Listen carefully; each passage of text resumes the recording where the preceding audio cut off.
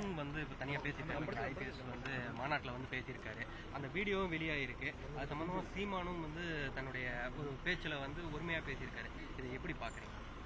நான் ஏற்கனவே நான் சொன்னது போல எப்பொழுதுமே உங்களுக்கு தெரியும், காவல்துறை அதிகாரிகளை வந்து ரொம்ப ஆதரித்து பேசக்கூடிய மனிதன் நான். காரணம் அவங்களுடைய பிரச்சனைகள், தனிப்பட்ட பிரச்சனைகள் எனக்கு தெரியுங்கண்ணா, நானும் உள்ளே இருந்திருக்கேன்.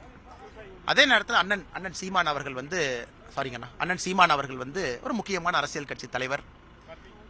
ஒரு பிரிவினைவாத இயக்கம் அப்படிங்கிற வார்த்தைலாம் நான் சொல்ல மாட்டேங்கன்னா, அவங்களுடைய சித்தாந்தம் வேறு, மக்கள்கிட்ட வைக்கிறாங்க. மக்கள் ஒரு தேர்தலுக்கும் அங்கீகாரம் கொடுக்கணுமா வேண்டாமான்னு மக்களுடைய முடிவு. எலெக்ஷன் கமிஷன் அங்கீகாரம் கொடுத்துருக்காங்க. கோர்ட்டில் எந்த கேஸும் இல்லை. நாம் தமிழரை பொறுத்தவரை ஒரு அரசியலை முன்னெடுத்து முன்னாடி இருக்கிறாங்க. அதனால் இது வந்து தமிழகத்தில் ரொம்ப ஒரு புதிய ஒரு விஷயத்தை நான் பார்க்குறேங்க. நான் எப்பவுமே காவல்துறையை பொறுத்தவரை அரசியல்வாதிகள் கொஞ்சம் நம்ம ஒதுங்கி இருப்போம். ஏன்னா காவல்துறை அதிகாரிகளுடைய பெயரையோ வேறு விஷயத்தை நம்ம சொல்கிறது கிடையாது. காரணம் அவங்களுக்கு தனிப்பட்ட முறையில் அவங்க யாராக இருக்கட்டும் போஸ்ட்டில் இருக்கிறாங்க.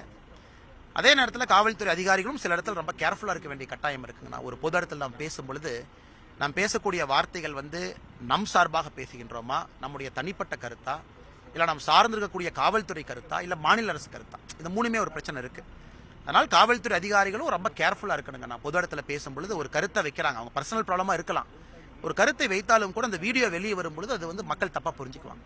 அதனால் சகோதரர் வருண் அவர்கள் ஒரு பக்கம் காவல்துறை அதிகாரியாக இருக்கிறாங்க, அவங்களுடைய வேலையை அவங்க செய்யட்டும். அதே நேரத்தில் அண்ணன் சீமான் அவர்கள் ரொம்ப உயர்ந்தவர், ஒரு பெரிய தலைவர், அவங்க உயர்ந்தவர், பெரிய ஒரு முக்கியமான ஒரு மனிதர். அதனால் அண்ணன் அவர்களும் இதை பெருசுப்படுத்த வேண்டாம். காவல்துறையில் ஒரு அதிகாரி ஒரு கருத்து சொல்கிறாங்க, அவ்வளோதான். அது எங்கள் கருத்தா கிடையாது, பிஜேபி கருத்தா கிடையாது, மத்தியில் ஆளும் கட்சியாக இருக்கக்கூடிய பிஜேபி கருத்தா இல்லை. அதனால் சீமான் அண்ணன் அவர்களும் பெருந்தன்மையாக அவர் அண்ணன் பண்ணுறாங்க. அண்ணனுக்கு அட்வைஸ்லாம் பண்ண விரும்பலை, எப்பவுமே அண்ணன் தான் சொல்கிறேன், நீ தம்பின்னு சொல்லுவாங்க.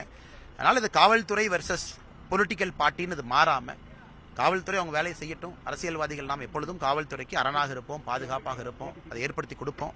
அதே நேரத்தில் காவல்துறை அதிகாரிகளும் கொஞ்சம் கேர்ஃபுல்லாக இருக்க வேண்டும் என்பது என்னுடைய வேண்டுகோளுங்கண்ணா. பேசக்கூடிய வார்த்தைகள், பக்குவம், ஒரு அரசியல் தலைவரை பற்றி பேசும் பொழுது அவர் வைக்கக்கூடிய வாதங்கள், சமூக வலைதளத்தில் அவருடைய பதிவுகள், ஏன்னா இதெல்லாமே வந்து ரெக்கார்டட் மெசேஜுங்கண்ணா. காவல்துறை அதிகாரிகளுக்கும் திக் ஸ்கின் வேணுங்கண்ணா. நானும் போலீஸில் எல்லா அரசியல்வாதி திட்டம் தான் செய்வாங்க நம்மளையே. நாமளும் கொஞ்சம் திக் ஸ்கின்னோட இருக்கணும், அதை கண்டுக்கூடாது. அரசியல்வாதிகள் சில இடத்துல மீன் பண்ண மாட்டாங்க. இதான் கருத்துங்க. தேங்க்யூ.